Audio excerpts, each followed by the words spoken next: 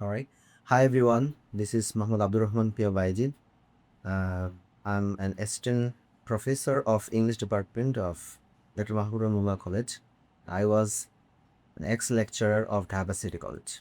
Today, we'll discuss a very important topic of English second paper, which is a major topic of the grammars.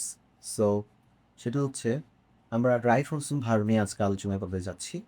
Right forms of verb আমরা জানি যে ইংরেজি গ্রামারের একটা বড় গুরুত্বপূর্ণ টপিক। সো এই টপিকটাকে আমরা যখন বই থেকে পড়ি বিভিন্ন বইয়ে বিভিন্নভাবে উপস্থাপন করা হয় এবং বিশেষ করে এই টপিকটাকে অধিকাংশ বইয়ে অনেক বড় আকারে আলোচনা করা হয়। বাজারে প্রচলিত বিভিন্ন বইয়ের মধ্যে বেশ কয়েকটা বইয়ে দেখা যায় যে প্রায় ৮০-৯০টা করে নিয়ম দেয়া আছে। এটা শিক্ষার্থীদের জন্য অনেকটা ভীতিকর শোনায়। কারণ কোনো একটা টপিক পড়তে গিয়ে আমি যদি শুনি যে এই টপিকে ৯০টা ৯৫টা রুলস আছে, তখন স্টুডেন্টদের মনে একটা ভয় তৈরি হয় যে এতগুলো রুলস কীভাবে পড়া সম্ভব? তাও একটা আইটেমের জন্য অনলি ফর 5 মার্কস। তো সেই সমস্যাটা থেকে বের হয়ে আসার জন্য আমি শিক্ষার্থীদেরকে একটু সাহস যোগানোর চেষ্টা করেছি এবং সেটাকে একটু সহজ করে দেওয়ার জন্য রাইট ফ্রমস অফ ভার্বকে একটু সহজ আমি একে সাজিয়েছি। তার মধ্যে আমি মাত্র ৫টি নিয়মকে সুপার 5 রুলস আকারে সাজিয়েছি, যেটাকে আমরা আজকে পড়তে যাচ্ছি। প্রশ্ন হতে পারে যে এই ৫টি নিয়ম পড়লেই কি রাইট ফ্রমস অফ ভার্ব সম্পূর্ণ পারা যাবে? না, ৫টিতে সব কাভার হবে না, বাট এই ৫টা নিয়ম খুব ভালো করে পারলে রাইট ফ্রমস অফ ভার্বের অলমোস্ট 70% কোয়েশ্চেন আনসার করা যাবে। So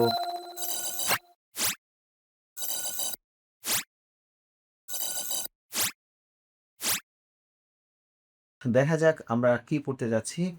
super 5 rules for right forms of verb এর মধ্যে আমাদের যে ৫টা নিয়ম থাকবে, number 1 present indefinite and it's passive voice. আমাদের থাকছে past indefinite and it's passive voice, থাকবে মোডাল অক্সিলিয়ারি ভার্ব এবং মোডাল অক্সিলিয়ারি ভার্ব যুক্ত সেন্টেন্সের প্যাসিভের স্ট্রাকচার।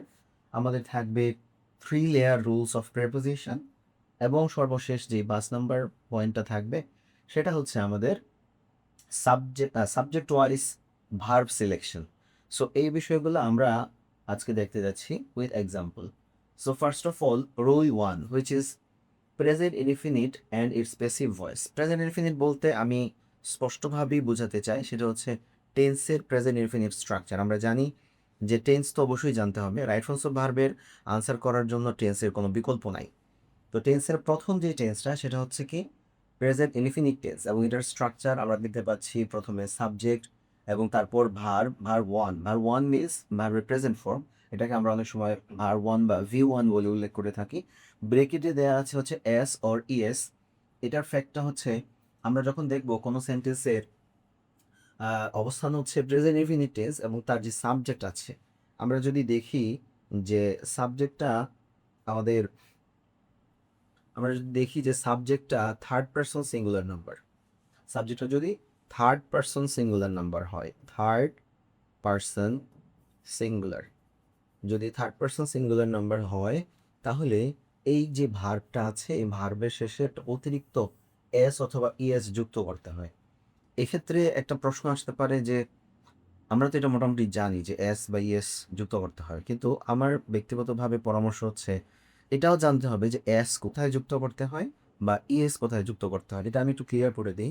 আমরা যেই ভার্বের সাথে এস বা ইএস যুক্ত করব, আমাদের সেই ভার্বটার দিকে লক্ষ্য করতে হবে। যদি দেখি এই ভার্বটার শেষে S, double S, S H, C H অথবা এক্স, জেড অথবা ও, এই ৭টির কোনোটি আছে, কোনো ভার্বের শেষে যদি এই ৭টির কোনোটি থাকে, তাহলে আমরা তার সাথে যুক্ত করব হচ্ছে ইএস। এই ৭টির কোনোটি যদি না থাকে, কিন্তু সেন্টেন্সটি যদি প্রেজেন্ট ইনডিফিনিট টেন্স হয় এবং সাবজেক্ট যদি থার্ড পারসন সিঙ্গুলার নাম্বার হয়, তাহলে আমাদের যেটা করতে হবে সেটা হচ্ছে শুধু এস যুক্ত করতে হবে। এরপরে আরেকটা এরিয়া আছে, সেটা হচ্ছে কোনো ওয়ার্ডের শেষে যদি ওয়াই থাকে, অর্থাৎ টেন্স প্রেজেন্ট ইনডিফিনিট ঠিক আছে, subject third person singular number ঠিক আছে, ভার্বের শেষে এই ৭টা নাই কিন্তু ওয়াই আছে, সেক্ষেত্রে আবার আরেকটু ব্যতিক্রম নিয়ম। সেটা কি? সেই নিয়মটা হচ্ছে আমাদের দেখতে হবে এই ওয়াই এর আগে যে ওয়ার্ডটা আছে ভার্ব আকারে, এই ওয়াই এর আগে কোন লেটারটা আছে। ফর এক্সাম্পল আমরা যদি বলি যে প্লে, প্লে একটা ওয়ার্ড, এই ওয়ার্ডের লাস্ট লেটার হচ্ছে ওয়াই। এখন সাবজেক্ট যদি হয় হি, তো হি এর পরে আমরা লিখবো হচ্ছে হি প্লে হবে না, আমরা থার্ড পার্সন সিঙ্গুলার নাম্বার বলে হি এর পর একটা এস বা ইএস যুক্ত করতে হবে। তো এখানে আমরা এস যুক্ত করব নাকি ইএস যুক্ত করব এটা বুঝবো কি করে? কারণ এটা তো নর্মালি আমরা যে নিয়মটা এখন মাত্র স্পেসিফিক করলাম যে এই 7টা লেটারের কোনো একটা কিছু থাকলেই আমরা ইএস যুক্ত করব নতুবা এস যুক্ত করব। কিন্তু এটা এক্সেপশন, ওয়াই সর্বশেষ লেটার হচ্ছে ওয়াই, এই 7টার মধ্যেও না, আবার শুধু এস যুক্ত করতে পারা যাবে চোখ বন্ধ করে এরকমটাও না। কাজেই ওয়াই এর নিয়মটা হচ্ছে ওয়াই যখন দেখব তখন তার ঠিক আগের লেটারটার দিকে আমাদেরকে লক্ষ্য করতে হবে। এখানে ওয়াই এর আগে আছে হচ্ছে এ, এ একটা ভাওয়েল, যদি ভাওয়েল থাকে তাহলে তার সাথে শুধু এস যুক্ত করে দিব আমরা। He plays, say for example he plays football, say football খেলে। কিন্তু আমরা যদি এরকম দেখি যে হি স্টাডি, হি স্টাডি, এখন এই স্টাডি লিখতে গেলে আমরা দেখতে পাই যে সর্বশেষ লেটারটা ওয়াই আসছে, কিন্তু এই ওয়াই থাকার কারণে আমাদেরকে এখন বিপাকে পড়তে হচ্ছে যে হি যেহেতু থার্ড পার্সন সিঙ্গুলার নাম্বার, এখানে তো স্টাডি থাকতে পারবে না, এস বাই এস যুক্ত করতে হবে।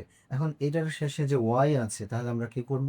এক্ষেত্রে নিয়ম হচ্ছে যেমন ওয়াই এর ঠিক আগে যদি ভাওয়েল সাউন্ড বা ভাওয়েল লেটার এ থাকে তাহলে, বা যে কোনো ভাওয়েল লেটার থাকে তাহলে আমরা শুধু এস যুক্ত করি। কিন্তু যদি ভাওয়েল না থেকে কনসোনেন্ট থাকে, ফর এক্সাম্পল এখানে ডি আছে, তাহলে আমরা এটাকে যা করব তা হচ্ছে এই স্টাডির সর্বশেষ ওয়াইটা উঠে যাবে, এর পরিবর্তে আইইএস হবে। হি স্টাডিজ অ্যাট ডিইউ, সে ঢাকা বিশ্ববিদ্যালয় বা ঢাকা ইউনিভার্সিটিতে পড়ে। এখানে যে স্টাডিজ হলো, এটার কারণ কি? কারণ এখানে ওয়াই ছিল স্টাডিতে, কিন্তু ওয়াই এর ঠিক আগের লেটারটা একটা কনসোনেন্ট ছিল। এই কনসোনেন্ট থাকার কারণে আমরা যা করলাম, ওয়াইটা রিপ্লেস হয়ে আই এস যুক্ত হলো। আশা করি বিষয়টা বুঝতে পারবো। তো আমরা যদি একটু রিপিট করি যে subject third person singular number হলে ভার্বের সাথে এস বাই এস যুক্ত করব। আর যদি subject third person singular number না হয়, থার্ড পার্সন হলো কিন্তু সিঙ্গুলার নাম্বার না, প্লুরাল নাম্বার, যেমন আমরা যদি এখানে দেখি they usually maintain their code of conduct, এখানে দে কিন্তু থার্ড পার্সনই বটে, কিন্তু থার্ড পার্সন হলেও এটা সিঙ্গুলার নাম্বার নয়, প্লুরাল নাম্বার। এই কারণে এখানে কিন্তু মেনটেনই হয়েছে, এখানে আমরা মেনটেইনস লিখিনি। তো they usually maintain their code of conduct. কিন্তু থার্ড পার্সন সিঙ্গুলার যদি হতো, যেমন Rakib, Rakib regularly attends the programmes, the রেগুলারলির পরে অ্যাটেন্ড, এই Rakib third person singular number, এই কারণে অ্যাটেন্ডের সাথে একটা অতিরিক্ত এস যুক্ত হয়েছে। এবং আমরা আরেকটা এক্সাম্পল লিখেছি এখানে, we never keep our debt unpaid, এখানে উই এটা কিন্তু থার্ড পার্সন না, সিঙ্গুলার তো প্রশ্নই আসে না, সেই কারণে এখানে এই যে কিপ যে ভার্বটা আছে এখানে কোনো ধরনেরই পরিবর্তন হয়নি। সুতরাং এই নিয়মের এই অংশে আমরা পার্টিকুলারলি যা জানতে পারলাম তা হচ্ছে প্রেজেন্ট ইনডিফিনিট টেন্সের যে স্ট্রাকচার তা হচ্ছে সাবজেক্ট, তারপর ভার্বের প্রেজেন্ট ফর্ম, তারপর হচ্ছে অতিরিক্ত অংশ। এবং সেই ভার বসানোর ক্ষেত্রে আমাদের দেখতে হবে সাবজেক্টটা কোন নাম্বার কোন পার্সনে আছে। যদি থার্ড পার্সন সিঙ্গুলার নাম্বার হয় তাহলে আমরা সেই ভার্বটার সাথে একটা অতিরিক্ত এস অথবা ইএস যুক্ত করব। এবং সেই নিয়মটা হচ্ছে যদি ভার্ব যে ওয়ার্ডটা থাকবে তার শেষে S, double S, S H, C H, x, Z ও এই 7টির কোনোটি থাকে তাহলে তার সাথে আমরা ইএস যুক্ত করব। যদি এই 7টির কোনোটি না থাকে তাহলে শুধু এস যুক্ত করব। এক্সেপশন হচ্ছে কেবলমাত্র ওয়াই, যদি ওয়াই থাকে তাহলে আমাদেরকে লক্ষ্য রাখতে হবে ওয়াই এর ঠিক আগের লেটারটার দিকে। ওয়াই এর ঠিক আগের লেটারটা আমরা যদি দেখতে পাই ভাওয়েল আছে, তাহলে ওই ওয়াই এর পর শুধু এস যুক্ত করে দিলেই হবে। কিন্তু ওয়াই এর আগের লেটারটা যদি ভাওয়েল না থাকে, কনসোনেন্ট থাকে, ফর এক্সাম্পল আমরা স্টাডিজ দেখলাম, আমরা যদি ক্রাই দেখি, ক্রাই এটাতে এই ক্রাই ওয়ার্ডটার ভিতরে সর্বশেষ লেটার ওয়াই, কিন্তু এর আগে আছে কি কনসোনেন্ট আর, এই কারণে এটা আমরা এস যুক্ত করলে ক্রাইস হয়ে যায়। যেমন the child, the child ক্রাইস, the child ক্রাইস, এমনিভাবে ক্রাইস, ফ্রাইস এভাবে হয়। আবার প্লে, যেমন প্লের সাথে আমরা অন্যান্য ওয়ার্ডের সাথেও যদি পরিচিত হই, যেমন স্লে, স্লেইস হবে।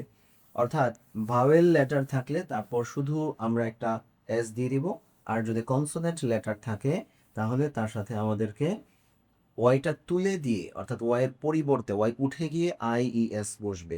আশা করি এটা বুঝতে পেরেছি। এরপরে আমাদের সেকেন্ড পার্ট এই একই রুলসের। রুলসটা কি, আমরা রুল নাম্বার 1 মনে রাখছি, present infinite tense and it's passive. Passive বিষয়টা কি, আমরা যদি কখনো দেখি রাইট ফ্রমস অফ ভার্বের কোশ্চেন আনসার করতে গেলে আমরা অবশ্যই একটা প্যাসেজ পাবো। এই প্যাসেজটা আমার রিকমেন্ডেশন থাকবে স্টুডেন্টদের জন্য যে প্রথমেই শূন্যস্থান ধরে আনসার করা শুরু করা যাবে না। আমাদেরকে প্রথমে পুরো প্যাসেজটা, গোটা প্যাসেজটাই একবার অ্যাট এ স্ট্রেচ পড়ে নিতে হবে। অ্যাট এ গ্ল্যান্স যদি আমরা পুরো প্যাসেজটা একবার পড়ে নিই, তাহলে আমরা পুরো প্যাসেজের কোনো না কোনো জায়গায় কোনো না কোনো ভার্ব বা কোনো সিমটমস দেখে অবশ্যই বুঝতে পারবো যে সেন্টেন্সগুলা কোন টেন্সে আছে। অর্থাৎ গোটা প্যাসেজটা সাধারণত একটা কমন টেন্সে থাকে।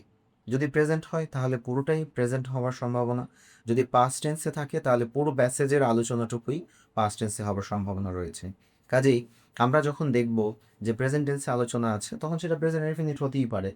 আবার প্রত্যেকটা কোশ্চেনের আনসার করার সময় ব্রেকেটে যে শব্দটি আছে সেটা তো ভার্ব, সেটা দিয়ে আমি যখন আনসার বসাবো তখন আমাদেরকে চেক করতে হবে যে এই সেন্টেন্সটা অ্যাক্টিভ ভয়েসে আছে নাকি প্যাসিভ ভয়েসে আছে। প্রশ্ন হতে পারে যে আমি কিভাবে বুঝবো এটা কি অ্যাক্টিভ নাকি প্যাসিভ। এটা বোঝার জন্য আমাদের একটা টেকনিক আছে। টেকনিকটা দেখার আগে আমরা আগে স্ট্রাকচারটা জেনে নিই যে প্রেজেন্ট ইনফিনিট টেন্সের প্যাসিভ ভয়েসের স্ট্রাকচার হচ্ছে প্রথমে সাবজেক্ট, তারপর এম ইজ আর যে কোনো একটা অক্সিলিয়ারি ভার্ব বসবে অ্যাকর্ডিং টু দ্য সাবজেক্ট, তারপর বসবে হচ্ছে ভার্বের past participle form which is verb 3 বা V3, তারপর বাই প্লাস অবজেক্ট, এটা তো ইউজুয়াল, সেটা আমাদের রাইট ফর্মস অফ ভার্বের আসলে হেডেক না, সেখানে যা কিছু থাকে প্যাসেজেই দেওয়া থাকবে। আমাদের মূল বিষয় হচ্ছে এখানে, সেটা কি, সেটা হচ্ছে ভার্বটা তো ব্রেকেটে দেয়া থাকবে, হয়তো ভার্বটা প্রেজেন্ট ফর্মে দেয়া আছে, কিন্তু আমাদের যদি সেন্টেন্সটা প্যাসিভ হয় সেক্ষেত্রে আমাদেরকে এই ভার্বটার সাথে আরেকটা অক্সিলিয়ারি ভার্ব অ্যাড করা লাগবে এবং ভার্বটার পাস্ট পার্টিসিপল ফর্ম বসাতে হবে।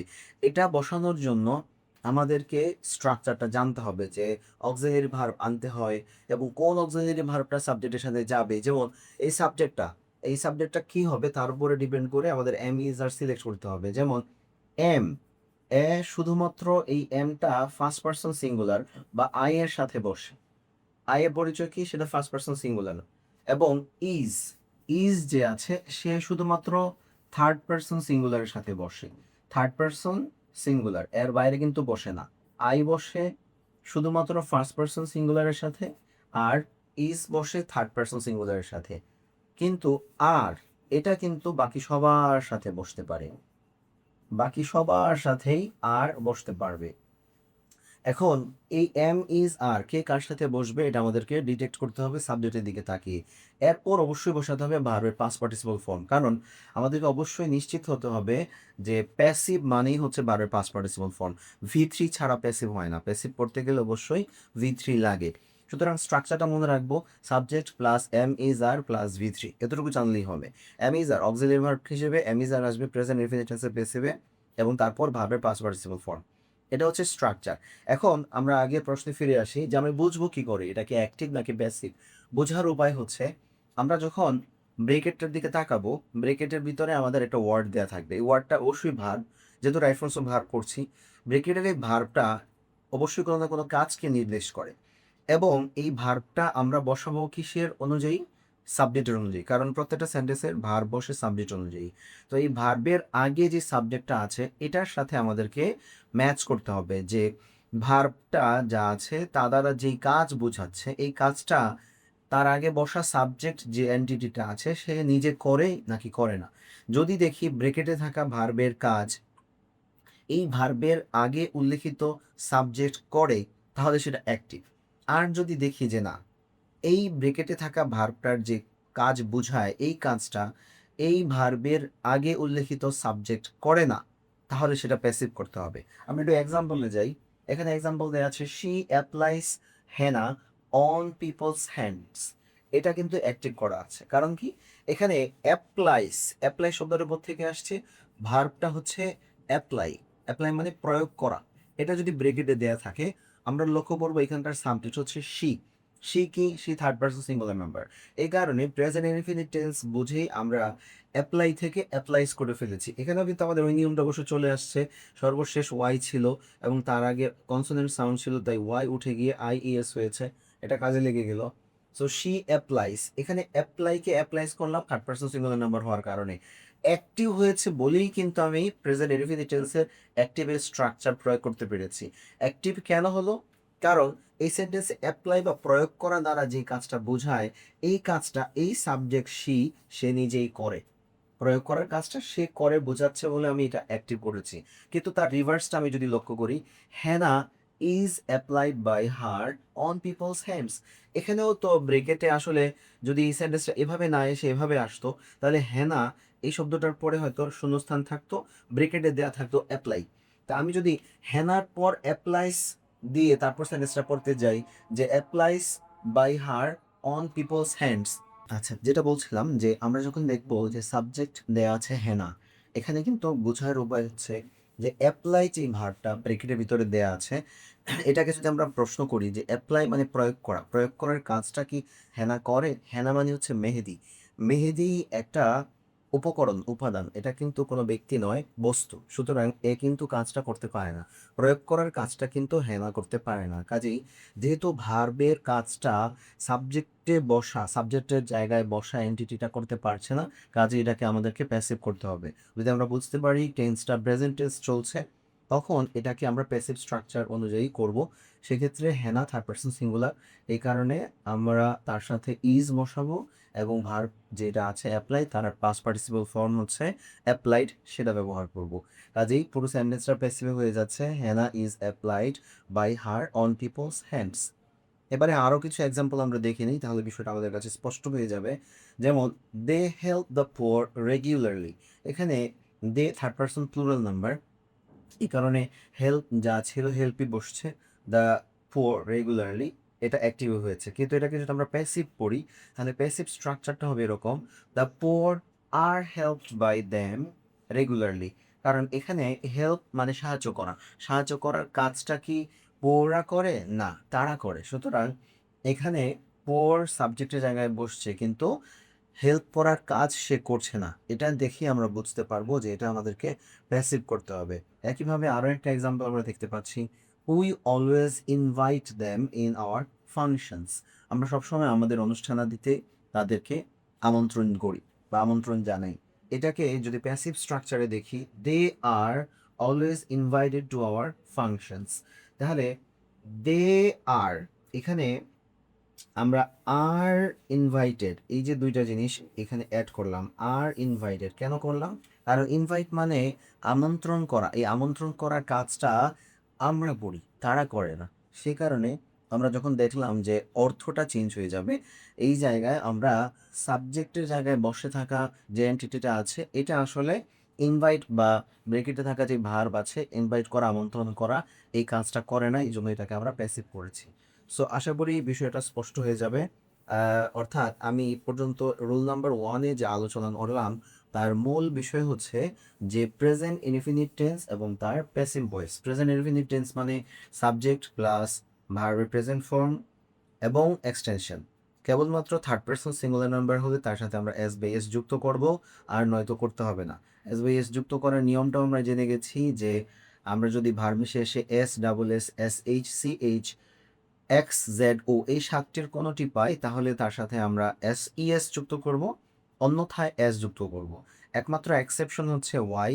ওয়াই এর ক্ষেত্রে আমাদেরকে লক্ষ্য রাখতে হবে যে ওয়াই যদি থাকে কোনো ভার্বের শেষে, তাহলে সেই ভার্বের ঠিক সেকেন্ড লাস্ট, অর্থাৎ ওয়াইয়ের আগের লেটারটা কি, ওয়াইয়ের আগের লেটারটা যদি ভাওয়েল হয়, তাহলে আমরা ওয়াইয়ের সাথে শুধু এস যুক্ত করব।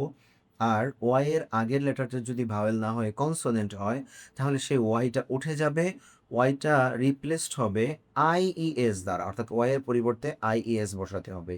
এবং প্যাসিভের ক্ষেত্রে আমাদের প্যাসিভ স্ট্রাকচার করতে হবে, অর্থাৎ সাবজেক্ট যদি কাজ না করে তাহলে আমাদেরকে প্যাসিভ করে সাবজেক্ট প্লাস এমিজার প্লাস ভি3, এরপরে বাকি অংশ যা আছে তা বসবে, এভাবে আনসার করতে হবে। আমরা রোল নাম্বার 2 তে চলে যাই। রোল নাম্বার 2 হচ্ছে past indefinite tense and it's passive voice. আমি একটা কথা আমার স্টুডেন্টদেরকে প্রায় বলি, সেটা হচ্ছে পাস্ট ইনডিফিনিট টেন্স হচ্ছে টেন্সের সবচেয়ে সহজ স্ট্রাকচারের এবং সবচেয়ে বেশি ব্যবহৃত হওয়া একটি গঠন। অর্থাৎ আমরা যে বলি যে English is the most and in fact the easiest language so far in the world. কারণ পৃথিবীতে মানুষ সর্বোচ্চ নিজের মাতৃভাষার পরে যে ভাষায় কথা বলে সেটা হচ্ছে ইংরেজি। কারণ কি? কারণ এটা শেখা খুব সহজ। অথচ আমাদের বাঙালিরা স্টুডেন্টরা সবচেয়ে বেশি ভয় পায় এই সাবজেক্টটাকে। এবং ভয় পাওয়ার কারণ হচ্ছে এটাকে শুধুমাত্র আমরা সাবজেক্ট হিসেবে বিবেচনা করি, এটাকে আমরা ল্যাঙ্গুয়েজ হিসেবে ভাবিই না। এটাকে আসলে আমাদের ল্যাঙ্গুয়েজ হিসেবে ভাবা উচিত, ব্যবহার করা উচিত। তো যেটা বলছিলাম যে পাস্ট ইনডেফিনিট টেন্স এটা সবচেয়ে বেশি ব্যবহার হয় এবং এটার স্ট্রাকচারটা সবচেয়ে সহজ। স্ট্রাকচার কি? গঠনটা হচ্ছে প্রথমে সাবজেক্ট বসবে, তারপর ভার্ব টু মানে হচ্ছে V2 ভার্বের পাস্ট ফর্ম, তারপরে এক্সটেনশন যা আছে তা বসবে। Simple, subject plus V2। এখানে সাবজেক্ট যাই হোক ভার্বের পাস্ট ফর্ম সবার সাথে বসতে পারে, কোনো কনফিউশন নাই। এটা একটা ব্যাপার।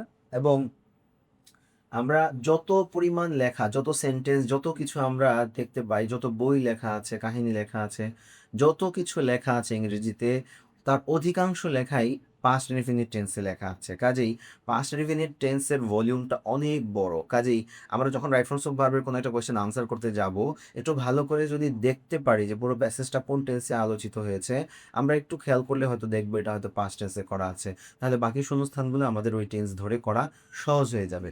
পাস্ট টেন্সের স্ট্রাকচারে আমরা কিছু এক্সাম্পল দেখতে পারি। They played football really well. তারা ফুটবল আসলেই ভালো খেলতো। Mister John enjoyed our cultural program very much. Mister John third person singular, কিন্তু এখানে কিন্তু এনজয়েড হয়েছে। যেমন they third person plural, played হয়েছে। লাস্ট আরেকটা এক্সাম্পল দেখি, we tried our best to win the final match. আমরা চূড়ান্ত খেলাটিতে জয়লাভ করার জন্য আমাদের সর্বোচ্চ চেষ্টা করেছিলাম। এখানে এই যে প্লেড বসলো, এনজয়েড বসলো, কিংবা আমরা ট্রাই বসাইলাম, তিনটা জায়গায় কিন্তু ভার্বের পাস্ট ফর্ম ইজিলি ফিট করে গেছে। অর্থাৎ সাবজেক্ট যাই হোক না কেন, first person, second person, third person, singular, plural, doesn't matter, সবার সাথে ভার্বের পাস্ট ফর্ম বসতে পারে। এই জন্যই বলা হয় যে পাস্ট ইনডিফিনিট টেন্স হচ্ছে গ্রামারের সবচেয়ে সহজ স্ট্রাকচার। কিন্তু এটার কিন্তু আবার প্যাসিভ হতে পারে। প্যাসিভ কিভাবে হয়? লাইক আমি আগে যেটা উল্লেখ করেছি সে একইভাবে ভার্ব, অর্থাৎ ব্রেকেটে যে ওয়ার্ডটা দেয়া থাকবে, এই ভার্বটা দ্বারা যেই কাজ বোঝাচ্ছে সেই কাজটি যদি তার ঠিক আগে উল্লেখিত সাবজেক্ট করে, এই কাজটির কর্তা যদি সেই সাবজেক্টটি হয়, তাহলে সেটা অ্যাক্টিভ হবে।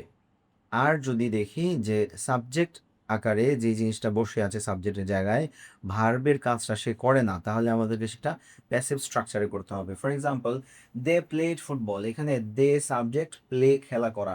যেহেতু খেলা করার কাজ দে তারাই করেছে, এটা আমরা বোঝানোর জন্য বুঝতে পারলাম যে এটা হচ্ছে প্রেজেন্ট পাস্ট ইনফিনিট টেন্সে হয়েছে এবং এটা অ্যাক্টিভও হয়েছে। এই জন্য দের পরে প্লেড আমরা অ্যাক্টিভ স্ট্রাকচার অনুযায়ী করেছি। কিন্তু এই স্ট্রাকচারটাকে আমরা যদি প্যাসিভ আকারে তাকাই, আমরা দেখতে পাবো ফুটবল, এখানে যদি ব্রেকেটে দেয়া থাকে প্লে, স্ট্রাকচারটা সেন্টেন্সটা যদি আমরা এভাবে দেয়া থাকে যে ফুটবল, ফুটবল ড্যাশ ব্রেকেটে দেয়া রইল হচ্ছে প্লে,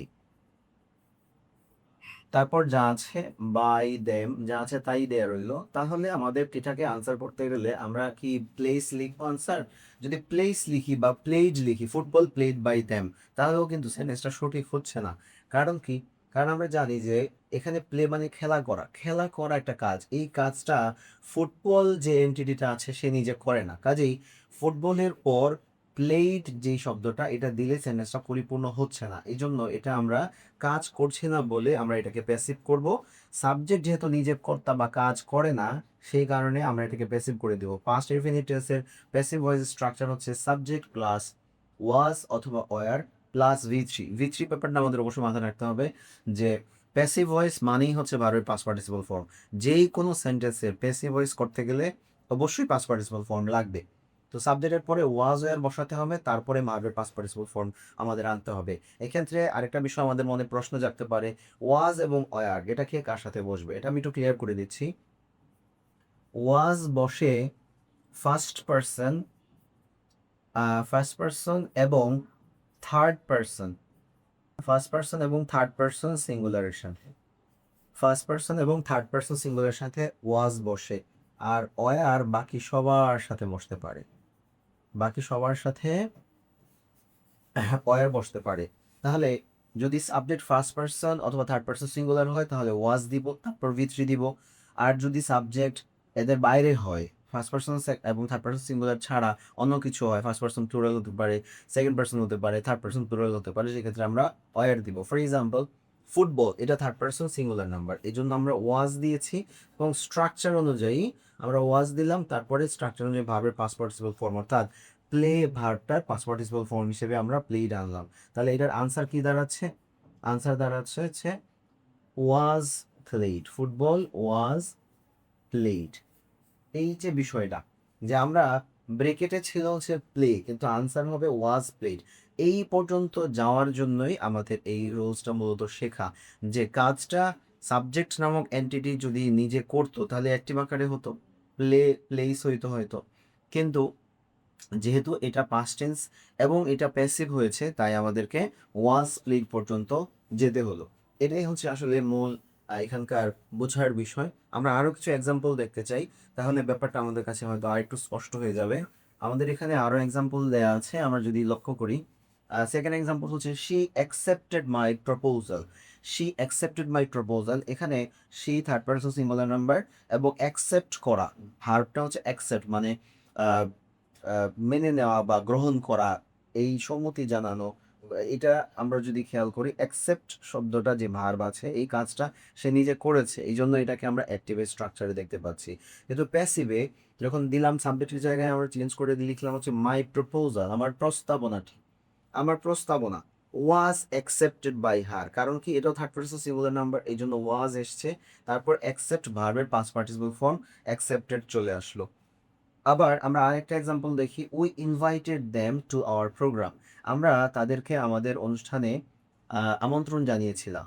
এই সেন্টেন্সটাকে আমরা যদি প্যাসিভে তাকাই তাহলে এই দে হচ্ছে সাবজেক্ট, ব্রেকেটে যদি ভার্ব হিসেবে দেয়া থাকে ইনভাইট, দে ইনভাইট। এখন ইনভাইট করার কাজটা কি এই কনটেক্সটে তারা করেছে?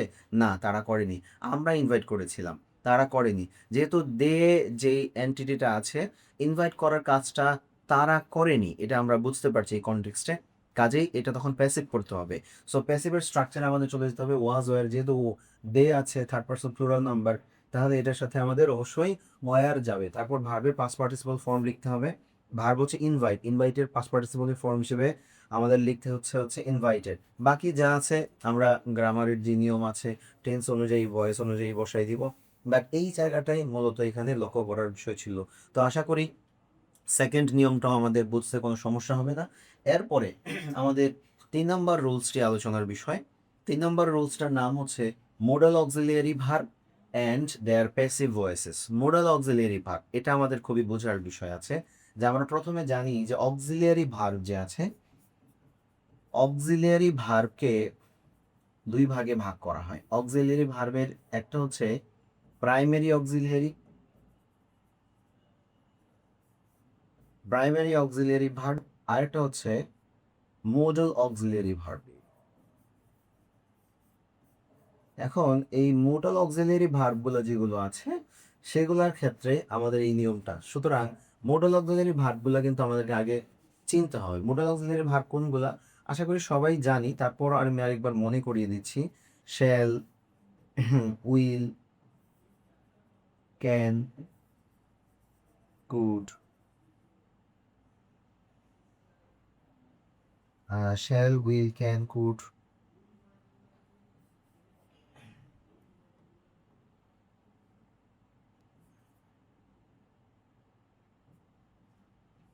মে,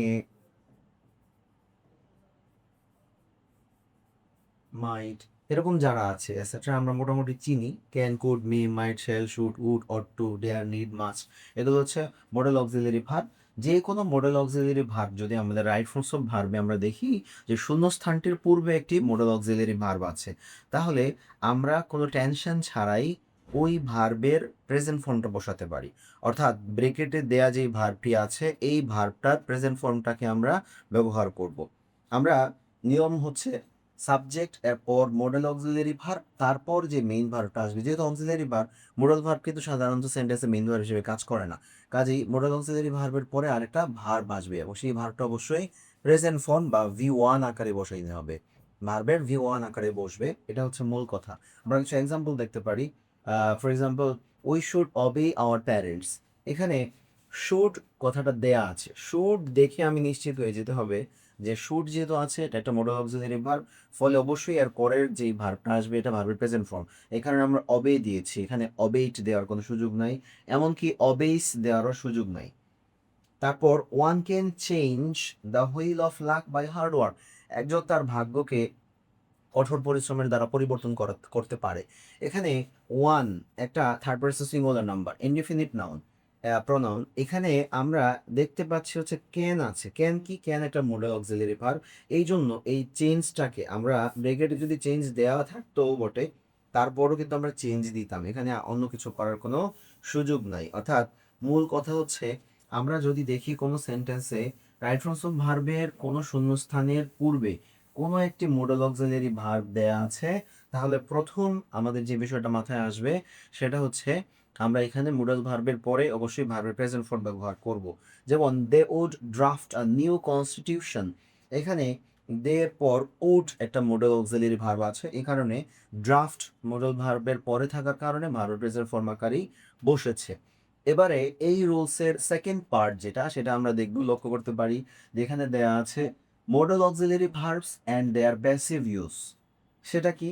সেটা হচ্ছে মোডাল অক্সিলিয়ারি ভার্ব যুক্ত কোনো সেন্টেন্স আমরা যদি দেখি যে সেন্টেন্সের ব্রেকেটে, অর্থাৎ রাইট ফ্রমস অফ ভার্বের ক্ষেত্রে শূন্যস্থানের পরে যে ব্রেকেটে ওয়ার্ডটা দেওয়া থাকবে, যে ভার্বটা দেওয়া থাকবে, এই ভার্বটার আগে মোডাল অক্সিলিয়ারি ভার্ব আছে, ঠিক আছে, কিন্তু ভার্বের যে ওয়ার্ডটা দেওয়া আছে, যে কাজটা, এই কাজটা সাবজেক্টে বসে থাকা এন্টিটিটা করছে না। লাইক আই সেড আর্লিয়ার, যে অ্যাক্টিভ প্যাসিভের ডিফারেন্সটা আগে আমাদেরকে ফাইন্ড আউট করতে হবে।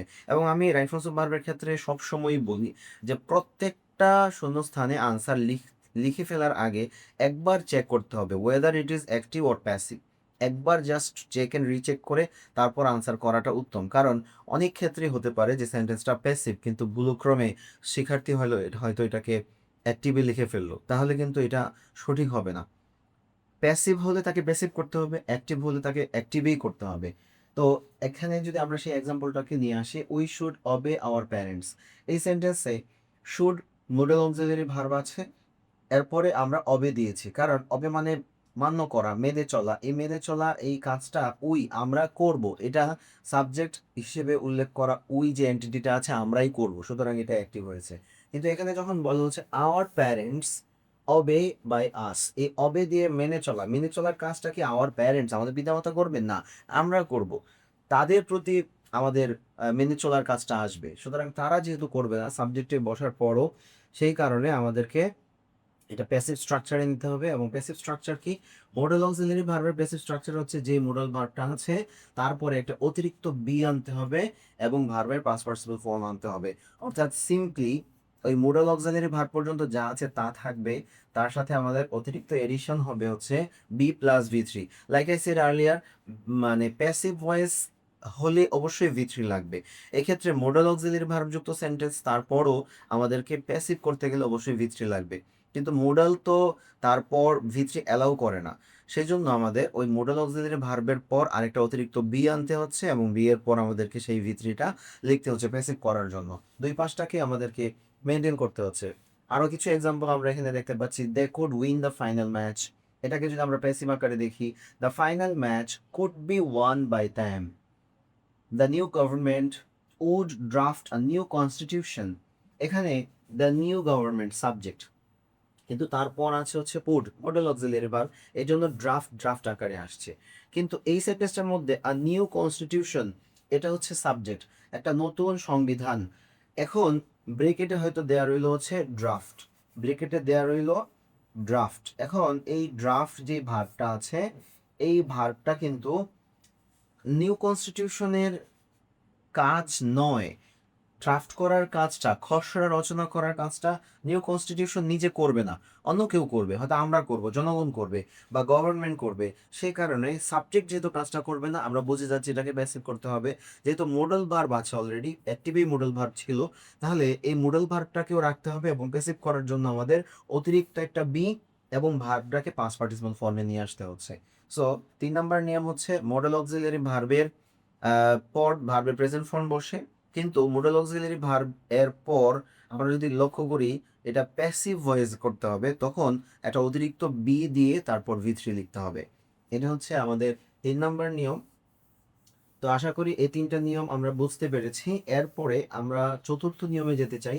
চতুর্থ নিয়মটা হচ্ছে three layer rules of preposition. এটা একটা গুরুত্বপূর্ণ নিয়ম। আমি এটাকে ব্যক্তিগতভাবে এভাবে মেনশন করে থাকি শিক্ষার্থীদের কাছে যে প্রিপোজিশনের 3টা ব্যবহার আছে, 3টা রুলস আছে। সেটা কি?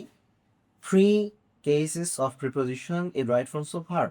আমি 3টা জিনিসকে একসাথেই সাজিয়েছি। প্রথম যেই ব্যাপারটা আছে সেটা হচ্ছে preposition plus verb plus ING, অর্থাৎ শূন্যস্থান। আমরা যদি দেখি যে রাইট ফর্মস অফ ভার্বের কোনো শূন্যস্থানে যে ওয়ার্ডটা ব্রেকেটে দেয়া আছে তার ঠিক আগে, শূন্যস্থানের আগে কোনো প্রিপোজিশন আছে, তাহলে সাধারণত নিয়ম হচ্ছে ওই শূন্যস্থানে যে ওয়ার্ডটা বসবে ভার্বটা এর সাথে আইএনজি যুক্ত হয়ে বসবে। নর্মালি যে কোনো প্রিপোজিশনের পর শূন্যস্থান আসলে শূন্যস্থানের ভার্বটির সাথে আইএনজি যুক্ত হয়। For example, they are fond of eating sweets. এখানে দে আর ফন্ডের পর অফ আছে, এটা একটা প্রিপোজিশন, এই কারণে ইট ভার্বটার সাথে আইএনজি যুক্ত হয়ে বসছে। Rafiq helps me in completing my homework. এখানে ইন এটা হচ্ছে একটা প্রিপোজিশন, এই কারণে কমপ্লিট ভার্বটার সাথে আইএনজি যুক্ত হয়ে আমাদের এখানে বসেছে। এখন আমরা ফার্স্ট পার্টটাতে দেখতে পেলাম যে প্রিপোজিশনের নিয়মের প্রথম কথা হচ্ছে যে কোনো প্রিপোজিশনের পর পর ভার্ব আসলে তার সাথে আইএনজি হবে। কিন্তু সেকেন্ড পার্টে আমরা সেকেন্ড লেয়ার যেহেতু আমি এটাকে বলেছি three layer of preposition, first লেয়ারে জানলাম প্রিপোজিশনের পর পর ভার্ব আসলে তার সাথে আইএনজি হয়। সেকেন্ড লেয়ারে দেখার বিষয় হচ্ছে একমাত্র ব্যতিক্রম প্রিপোজিশন আছে একটা, সেটা কি? সেটা হচ্ছে টু। টু হচ্ছে ব্যতিক্রম প্রিপোজিশন। নর্মালি কোনো প্রিপোজিশনের পর ভার্ব আসলে তার সাথে আইএনজি হয়, কিন্তু টু হচ্ছে ব্যতিক্রম প্রিপোজিশন যার পর ভার্ব আসলে ভার্বের প্রেজেন্ট ফর্ম বসে। অর্থাৎ নর্মালি কোনো প্রিপোজিশনের পর যদি দেখি আমাদের রাইট ফর্মস অফ ভার্বটা বসাতে হবে, সেটা ভার্বের প্রেজেন্ট ফর্মের সাথে আইএনজি দিয়ে বসাতে হতো। কিন্তু সেই প্রিপোজিশনটা যদি দেখি আমরা টু, তাহলে কিন্তু সরাসরি আইএনজি যুক্ত করে বসানো যাবে না। সেক্ষেত্রে আমাদের দেখতে হবে যে এই টু এর পর ভার্বটা প্রেজেন্ট ফর্ম বসবে। Example, we went to Nilkhet to buy some books. এই যে টু আছে, এই টু থাকার কারণে মাইটা প্রেজেন্ট ফর্মে বসছে। Similarly, cows helps us to cultivate our lands. To cultivate our lands, তো টু কাল্টিভেট, টু থাকার কারণে কাল্টিভেটটাকে আমরা ভার্বের প্রেজেন্ট ফর্ম আকারে বসিয়েছি। ফার্স্ট লেয়ার হচ্ছে প্রিপোজিশনের পর ভার্ব আসলে তার সাথে আইএনজি হবে। ব্যতিক্রম প্রিপোজিশন হচ্ছে টু, যার পর ভার্ব আসলে ভার্বের প্রেজেন্ট ফর্ম বসে। কিন্তু তারও আবার এক্সেপশন আছে, অর্থাৎ থার্ড লেয়ার হচ্ছে ফ্রেজাল টু। অর্থাৎ যে টুটা আমরা দেখতে পেলাম শূন্যস্থানের আগে, এই টুটা যদি আলাদাভাবে ব্যবহৃত হওয়া কোনো প্রিপোজিশন না হয়ে ফ্রেজ আকারে বসা প্রিপোজিশন হয়, অর্থাৎ এই টুটা যদি কোনো ফ্রেজ আকারে গঠিত টু হয়, তাহলে কিন্তু আবার ওই ভার্বের সাথে আইএনজি যুক্ত করতে হবে। সেই ফ্রেজাল টুগুলার কিছু এরিয়া আছে, আমরা একটু ফ্রেজাল টু পরবর্তী আলোচনায় দেখে নিব। এক্সাম্পলটা আগে একটু দেখে নিচ্ছি। She came to me with a view two. এখানে কিন্তু শুধু টু নয়, একসাথে উইথ আ ভিউ টু একটা ফ্রেজ আকারে বসছে। সেই কারণে এই ডিসকাস শব্দটার সাথে আইএনজি যুক্ত হয়ে ডিসকাসিং হয়ে বসছে। She came to me with a view two discussing an important issue. তো এটা হচ্ছে আমাদের এখানকার বোঝার বিষয় যে ব্যতিক্রম প্রিপোজিশন টু এর পর সাধারণত ভার্ব প্রেজেন্ট ফর্ম হয়, কিন্তু টু যদি ফ্রেজাল টু হয়, আলাদাভাবে ব্যবহৃত হওয়া কোনো টু না হয়ে ফ্রেজাল টু হলে তার সাথে আবার আইএনজি বসাতে হবে। যেমন, we look forward two getting some positive news. এখানে আছে লুক ফরওয়ার্ড টু। এখানে যেমন ছিল উইথ এ ভিউ টু, এখানে লুক ফরওয়ার্ড টু। এই জন্য এরপর ভার্বের সাথে গেট একা না বসে গেটিং বসছে। প্রশ্ন হতে পারে যে আমরা আসলে বুঝবো কি করে এই টু কি একা বসছে নাকি ফ্রেজ আকারে বসছে। সেটা বোঝার জন্য সবচেয়ে বেশি ব্যবহার হয় বা বোর্ডের কোশ্চেন্সগুলোতে বহুবার এসেছে এরকম কিছু ফ্রেজাল টু আমরা শিখে নিব। এখানে আমরা কিছু লিস্ট দেখতে পাচ্ছি, যেমন থ্রি লেয়ার রুলস অফ প্রিপোজিশনের অন্তর্গত ফ্রেজাল টু এর কিছু এক্সাম্পল এখানে দেয়া আছে। with a view to, look forward to, be used to, get used to, be devoted to, confess to, be accustomed to, be addicted to, be committed to, contribute to, get around to, object to, resort to, etc. এরকম কিছু phrase আছে যেই ফ্রেজগুলোর পর যদি আমরা verb দেখতে পাই সেই ভার্বটার সাথে আইনজি যুক্ত করে বসাতে হবে। Example, we went there with a view to meeting our principal. আমরা সেখানে গিয়েছিলাম আমাদের অধ্যক্ষের সাথে সাক্ষাৎ করার জন্য। এখানে উইথ এ ভিউ টু থাকার কারণে মিট ভার্বের সাথে আইএনজি যুক্ত হয়ে বসছে, অর্থাৎ মিট যে ভার্বটা ছিল মূলত তার সাথে আমরা আইএনজি যুক্ত করেছি, এটা আমাদেরকে লক্ষ্য করতে হবে। একইভাবে they finally confessed, they finally confessed to violating the traffic rules. এখানে কনফেসড টু থাকার কারণে violating the traffic rules, violate ভার্বের সাথে আইএনজি যুক্ত হয়ে বসেছে। এখানে আবার কিছুটা এক্সেপশন আছে। সেই এক্সেপশনটা কি? ইউজড টু একটা ভার্ব আছে যেটা আরো ব্যতিক্রম। সেটা কি? যদি ইউজড টু একা বসে, অর্থাৎ normally subject plus used to, তাহলে ওই ভার্বের প্রেজেন্ট ফর্ম বসবে। সাবজেক্ট প্লাস ইউজ টু, তাহলে ভার্বের প্রেজেন্ট ফর্ম বসবে। For example, we use to play football in the afternoon. এখানে উই সাবজেক্ট, তারপর পরে আসছে হচ্ছে ইউজ টু। কিন্তু এটা যদি এভাবে না বসে বি ইউজ টু আকারে বসে, বি বলতে আমরা এটা কিন্তু এখানে খেয়াল করতে হবে, বি থেকে কিন্তু আমাদের am, is, are, was, were, এদের যে কোনোটাই আসতে পারে। অর্থাৎ বি ইউজ টু বলতে আমি বোঝাতে চাইছি am use to, is use to, are use to, was use to, were use to, যাই হোক, তখন আমাদেরকে আবার খেয়াল করতে হবে এদের পরে ভার্বের সাথে আইএনজি যুক্ত করে বসাতে হয়। For example, they were used to taking drugs on regular basis. এখানে দে সাবজেক্ট, কিন্তু তারপর সরাসরি কিন্তু ইউজ টু বসেনি, বসছে ওয়ার ইউজ টু। এই কারণে ভার্বের সাথে আইএনজি যুক্ত হয়ে বসছে। কিন্তু উপরের সেন্টেন্সটাতে আমরা সরাসরি ওই সাবজেক্ট তারপরে ইউজ টু দেখতে পেয়েছি, তাই প্লে ভার্বের প্রেজেন্ট ফর্ম বসছে। সুতরাং স্ট্রাকচারটা আমরা এখানে দেখলেই পাবো যে use to plus V one, but be use to plus V one plus ING, অর্থাৎ ইউজ টু হচ্ছে ফ্রেজাল টু এর ভিতরে আবার এক্সেপশন। আমি যদি একটু রিভার্স করি বিষয়টাকে, যে থ্রি লেয়ার রুলস অফ প্রিপোজিশনের তিনটা লেয়ার আছে। ফার্স্ট লেয়ারের নিয়ম হচ্ছে যে কোনো প্রিপোজিশনের পর ভার্ব আসলে তার সাথে আইএনজি হবে, কিন্তু একমাত্র ব্যতিক্রম প্রিপোজিশন সেকেন্ড লেয়ার টু, তারপর ভার্ব আসলে ভার্বের প্রেজেন্ট ফর্ম বসে। কিন্তু থার্ড লেয়ারে গিয়ে বলা হচ্ছে প্রিপোজিশন টু, কিন্তু সেটা একা প্রিপোজিশন আকারে বসেনি, একটা ফ্রেজ আকারে বসছে। With a view to look forward to, be use to, get use to, addicted to, accustom to, এরকম যদি কোনো একটা ফ্রেজাল টু হয় তারপরে তার সাথে আবার ভার্বের সাথে আইএনজি হবে। কিন্তু ওই থার্ড এক্সেপশনের পরেও আবার একটা এক্সেপশন আছে, সেটা হচ্ছে ইউজড টু। সেটা কি? সাবজেক্টের পরপর যদি ইউজ টু আসে উইদাউট এনি আদার ওয়ার্ডস, তাহলে ভার্বের প্রেজেন্ট ফর্ম হবে I use to play cricket, we use to play football in the afternoon. কিন্তু যদি আমরা দেখি যে ইউজ টুর আগে একটা অক্সিলারি ভার্ব মিলে বসছে, যেমন get use to, got used to, gets used to, বা বি ইউজ টু, বা are use to, am use to, এগুলো যদি থাকে তাহলে আবার ভার্বের সাথে আইএনজি হবে। সুতরাং আশা করি এই নিয়মটা আমরা বুঝতে পেরেছি। এরপরে আমাদের সর্বশেষ যে নিয়মটা, আমাদের সর্বশেষ বলতে এই super five rules of right rules of ভার্বের ফিফথ রুলস, সেটা হচ্ছে সাবজেক্ট ওয়াইজ ভার্ব সিলেকশন। এই নিয়মটা আপাত দৃষ্টিতে শুনলে খুব সহজ লাগতে পারে, কিন্তু এটার ব্যাপ্তিটা একটু বিশাল, সেটা আমাদেরকে বুঝতে হবে। সেটা কি? সেটা হচ্ছে প্রথমেই যেই সহজ কথা, যে সাবজেক্ট সিঙ্গুলার হলে ভার্ব সিঙ্গুলার হবে। For example, she helps my mother in the kitchen. এখানে she third person singular number, এই জন্য আমরা হেল্প ভার্বটার সাথে এস যুক্ত করেছি। কিন্তু আমি যদি আবার দেখি, the news has already spread all around the country, এখানে এটাও সাবজেক্ট থার্ড পারসন সিঙ্গুলার হয়েছে, এই জন্য হ্যাজ অলরেডি স্প্রেড, হ্যাজ বসছে, হ্যাজ একটা সিঙ্গুলার ভার্ব। তারপর a flock of birds is flying in the sky, এখানে ইজ সিঙ্গুলার ভার্ব বসছে। প্রশ্ন আসতে পারে বার্ডস তো স্যার প্লুরাল, তাহলে ইজ কেন বসলো? আসলে এখানে বার্ডসটা মেইনলি সাবজেক্ট না, সাবজেক্ট হচ্ছে এই আ ফ্লক অফ বার্ডস পুরোটা, এটা ফ্রেজ আকারে বসছে। এটা হচ্ছে একটা কালেকটিভ নাউন, কালেকটিভ নাউন, এখানে সাবজেক্ট হয়েছে a flock of birds, birds plural, অনেক পাখি, কিন্তু এখানে মূল স্ট্রেস পড়ছে হচ্ছে ফ্লকের উপর, ঝাঁক, এক ঝাঁক পাখি। পাখি হয়তো অনেকগুলো, কিন্তু ঝাঁক একটা, একটা এক ঝাঁক পাখি উড়ছে আকাশে। এই কারণে ঝাঁক একটা হওয়ার কারণে ভার্বটা ইজ বসছে সিঙ্গুলার। সহজ কথা হচ্ছে মূলত ভার্বটা একটা কালেকটিভ নাউন, আর কালেকটিভ নাউন সিঙ্গুলার ভার্ব গ্রহণ করে। এখানে তিনটা সেন্টেন্সের ভিতরেই সাবজেক্ট আকারে আমরা সিঙ্গুলার সাবজেক্ট দেখতে পাচ্ছি। রুলস অনুযায়ী সেন্টেন্সের সাবজেক্ট যদি সিঙ্গুলার হয় ভার্ব সিঙ্গুলার হবে, একইভাবে সাবজেক্ট যদি প্লুরাল হয় তাহলে ভার্বটাও প্লুরাল হবে।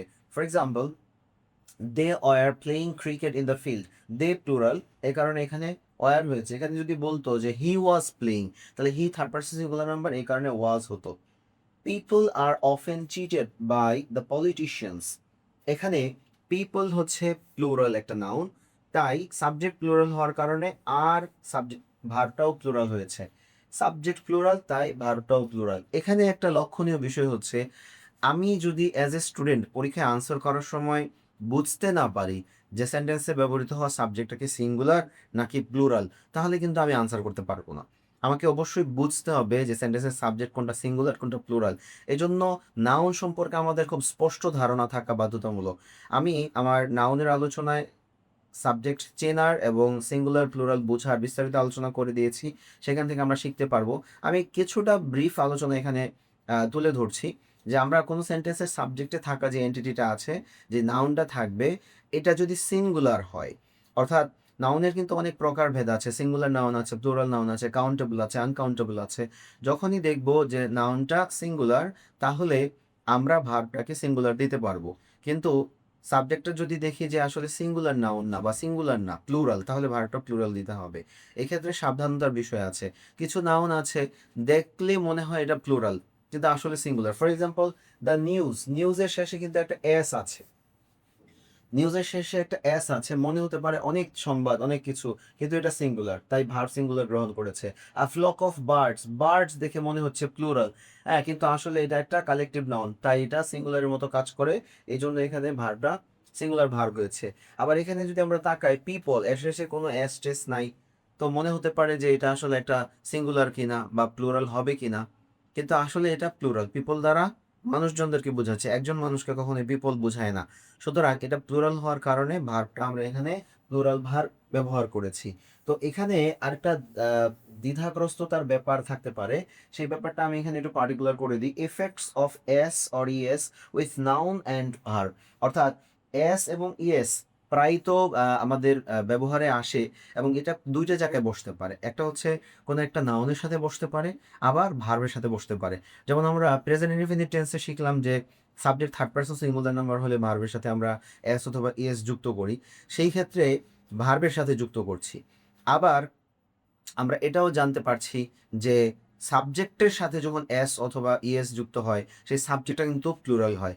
এটা আমরা স্পষ্টভাবে জেনে নিব যে verb with S or ES means singular. For example, takes, makes, এগুলো দেখলে আমাদেরকে বুঝতে হবে টেক্স মানে কি, টেক ভার্বের সাথে এস যুক্ত হয়েছে। এটা অবশ্যই আমাকে হিন্টস দিচ্ছে যে যেই সেন্টেন্সের টেক্স ভার্বটা বসছে, ওই সেন্টেন্সের সাবজেক্টটা অবশ্যই কোনো থার্ড পারসন সিঙ্গুলার নাম্বার, এই কারণে এই ভার্বটা সিঙ্গুলার আকারে বসছে। মেক্স এর ক্ষেত্রে একই ব্যাপার সত্য, অবশ্যই যে সেন্টেন্সে মেক ভার্বটা মেক্স আকারে বসেছে, তার মানে ওই সেন্টেন্সের সাবজেক্টটি অবশ্যই কোনো থার্ড পারসন সিঙ্গুলার নাম্বার হবে। কিন্তু নাউনের ক্ষেত্রে এস বাই এস এর প্রভাবটা কিন্তু ভিন্ন। সেটা কি, কোনো নাউনের সাথে সাধারণত এস বাই এস যুক্ত হলে সেটা প্লুরাল নাউন রেফার করে। যেমন স্টুডেন্ট মানে শিক্ষার্থী, এর সাথে এস যুক্ত করলে এটা হয়ে যায় স্টুডেন্টস মানে শিক্ষার্থী বৃন্দ। বা পেন, পেন্স, ক্যাট, ক্যাটস, অর্থাৎ নাউন বা প্রোনাউন, প্রোনাউন না সরি, নাউনের সাথে যখনই এস যুক্ত হবে, সেটা সাধারণত প্লুরাল নাউন হয়ে যায়। কিন্তু ভার্বের সাথে এস বাই এস যুক্ত হলে সেটা সিঙ্গুলার ভার্ব হয়, এটা আমাদেরকে খেয়াল করতে হবে। তো আশা করি এই নিয়মটাকে আমরা বুঝতে পেরেছি। সেন্টেন্সের সাবজেক্ট সিঙ্গুলার হলে ভার্ব সিঙ্গুলার হবে, সাবজেক্ট প্লুরাল হলে ভার্ব প্লুরাল হবে। সাবধানতার বার্তা হচ্ছে সাবজেক্টটা আইডেন্টিফাই করতে হবে আসলে সিঙ্গুলার কিনা। যদি আমি এটা আইডেন্টিফাই করতে চাই, নাউন সম্পর্কে স্পষ্ট ধারণা থাকতে হবে। তো মোটামুটি এই ছিল আমাদের super 5 rules of right forms of verb. আমি যদি এটাকে একটু রিভাইজ করে বলি, তারপরে আমরা যদি প্র্যাকটিসে চলে যেতে পারি। আমি 5টা নিয়ম বলেছি। 1 নম্বর নিয়ম, প্রেজেন্ট ইনফিনিট টেন্স এবং তার প্যাসিভ ভয়েস। প্রেজেন্ট ইনফিনিট টেন্সের সাবজেক্ট, তারপর ভার্বের প্রেজেন্ট ফর্ম এবং বাকি অংশ। তার প্যাসিভ হলে সাবজেক্টের পরে এম ইজ আর একটা অক্সিলিয়ারি ভার্ব আসবে এবং ভার্বের পাস্ট পার্টিসিপল ফর্মটা বসবে। সেকেন্ড নিয়ম, পাস্ট ইনফিনিট টেন্স, সেটার নিয়ম কি, সাবজেক্টের পরে ভার্বের পাস্ট ফর্ম বসবে V2। আর প্যাসিভ হলে একটা অতিরিক্ত অক্সিলিয়ারি ভার্ব ওয়াজ অথবা ওয়ার আসবে, তারপর ভার্বের পাস্ট পার্টিসিপল ফর্মটা চলে আসবে। 3 নম্বর নিয়ম হচ্ছে মডেল অক্সিলিয়ারি ভার্ব, অর্থাৎ রাইট ফ্রমস ভার্বে কোনো শূন্যস্থানের পূর্বে যদি মডেল ভার্ব থাকে, তাহলে ওই ভার্বটা প্রেজেন্ট ফর্মে বসবে। যদি না দেখি সেন্টেন্সটা প্যাসিভে হয়েছে, যদি প্যাসিভে হয়, মডেল অক্সিলিয়ারি ভার্বের প্যাসিভ করার জন্য আমাদের অতিরিক্ত দুইটা জিনিস করতে হবে। একটা হচ্ছে একটা অতিরিক্ত বি আনতে হবে মডেল ভার্বের পর, আর ওই ভার্বটা ব্রেকেটে থাকা ভার্বটার পাস্ট পার্টিসিপল ফর্ম বসাতে হবে। এইগুলো 3 নাম্বার। এবং ফোর্থ রুলস যেটা, সেটা হচ্ছে কি 3 লেয়ার রুলস অফ প্রিপোজিশন। 3টা লেয়ার আছে। কি কি লেয়ার? যে কোনো প্রিপোজিশনের পর ভার্ব আসলে তার সাথে আইএনজি হবে। একমাত্র ব্যতিক্রম প্রিপোজিশন টু, যার পর ভার্ব আসলে ভার্বের প্রেজেন্ট ফর্ম বসবে। কিন্তু টু যদি কোনো এককভাবে বসা প্রিপোজিশন হিসেবে না বসে যদি একটা ফ্রেজ আকারে, ফ্রেজাল টু আকারে বসে, তাহলে ওই টু এর পর আবার ভার্বের সাথে আমরা আইএনজি দিয়ে ব্যবহার করব। এক্সেপশনাল ইউজ টু একা থাকলে ভার্বের প্রেজেন্ট ফর্ম বসবে, কিন্তু যদি be use to, get use to হয়, তাহলে তার সাথে আবার আইএনজি দিতে হবে। সর্বশেষ নিয়ম, সাবজেক্ট সিঙ্গুলার হলে ভার্ব সিঙ্গুলার, সাবজেক্ট প্লুরাল হলে ভার্ব প্লুরাল।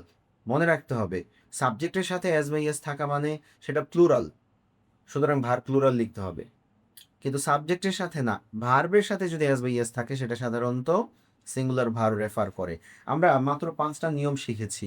আমরা একটা বোর্ড কোশ্চেন সলভ করতে চাই এবং এখানে এসে আমরা দেখতে পারবো যে রাইট ফ্রম ভার্বের ভার্বের যে 5টা নিয়ম আমরা পড়লাম, এই 5টা নিয়ম আমাদের আসলে কতটুকু কাজে দেয়। এখানে কুমিল্লা বোর্ড 2023 সালে যে প্রশ্নটা এসছে সেটা আমরা একটু সলভ করতে চাই। দেখা যাক এই প্রশ্নে কি আসছে। Newspaper dash consider the people's parliament. আমরা এটা দেখি আনসার করা শুরু করে দিব না। লাইক আই সেড আর্লিয়ার যে আমরা পুরো প্যাসেজটা একবার পড়ে নিব। পুরো প্যাসেজটা পড়লে আমাদের একটা হেল্প হবে। সেটা কি, আমি গোটা প্যাসেজটা একবার পড়লে কোনো না কোনো জায়গায় কিছু না কিছু সিমটমস অবশ্যই পাবো, যেটা দেখে আমি নিশ্চিত হতে পারবো যে আমার এখানে এই যে সেন্টেন্সটা বা প্যাসেজটা দেয়া আছে এটা কোন টেন্সে আছে basically. So let's go. Newspaper dash consider the people's parliament. The newspaper dash a vital role in modern civilization. It dash called to be the mirror of the world. We must dash the habit of dash newspaper daily. It helps us dash acquire general knowledge. এই যে helps, এখানে একটা point আমরা পেয়ে গেলাম। Which dash essential for our education. Nobody dash maintain contact with the outside world without reading newspaper. Mere bookish knowledge dash not sufficient in the struggle of life. A man who dash read the newspaper daily is like a creature of the narrow well. এখানে আছে is, তো এখানে is এবং এখানে helps, এই দুইটা verb আমাদের কিন্তু হিন্টস দিচ্ছে যে পুরো প্যাসেজটা মূলত প্রেজেন্ট টেন্সে আছে। যেহেতু প্যাসেজটা প্রেজেন্ট টেন্সে আছে, আমরা এটার যেই রাইট ফর্মস অফ ভার্বের শূন্যস্থানগুলো আছে সেগুলো কিন্তু প্রেজেন্ট টেন্সে করব। এটা আমাদেরকে বুঝতে হবে যে গোটা প্যাসেজটা প্রথমে একবার পড়ে নিলে আমরা বুঝে যাব যে এটা কোন টেন্সে আলোচনা করা হয়েছে। So let's begin answering the question. আনসারটা কিভাবে করব? আনসার টু কোয়েশ্চেন নং 5 লিখে ABCD দিয়ে আমরা কোয়েশ্চেনটাকে খাতাটাকে এভাবে সাজিয়ে নিতে পারি। 5টা এপাশে 5টা ওপাশে দিলে it fits well. Newspaper dash consider the people's parliament. এখন কনসিডার হচ্ছে আমাদের এখানে দেওয়া ভাগ। কনসিডার মানে হচ্ছে বিবেচনা করা। আর বিবেচনা করার যে কাজ, এই কাজটা কি নিউজপেপার সংবাদপত্র যে এন্টিটিটা আছে সেটা কি করে কি করে না?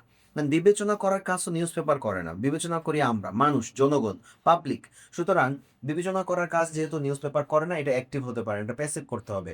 টেন্স যেহেতু বুঝে গেছি প্রেজেন্ট টেন্স, এটার প্যাসিভ ভয়েস করতে গেলে আমাদের নিউজ পেপারের পর অতিরিক্ত একটা অক্সিলারি ভার্ব আসবে।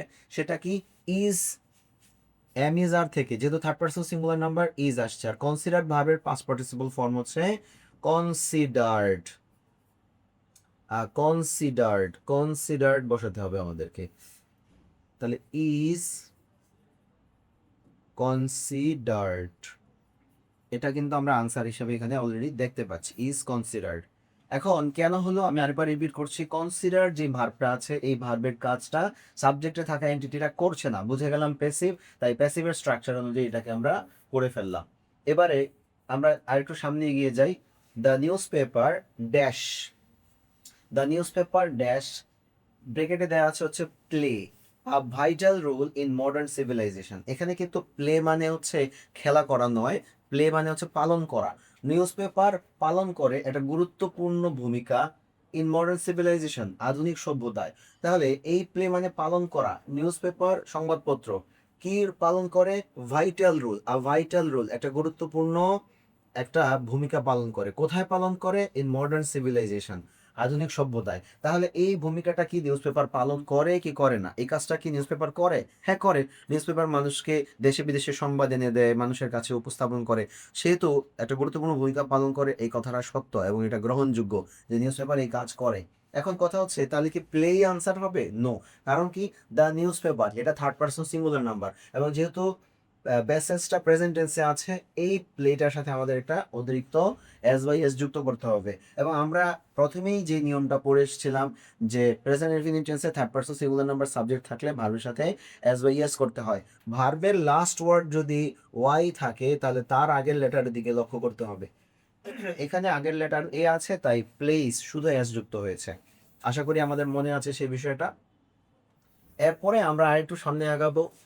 ইট ড্যাশ ব্রেকেটে দেওয়া আছে call to be the mirror of the world. To be the mirror of the world মানে হচ্ছে এটাকে পৃথিবীর আয়না।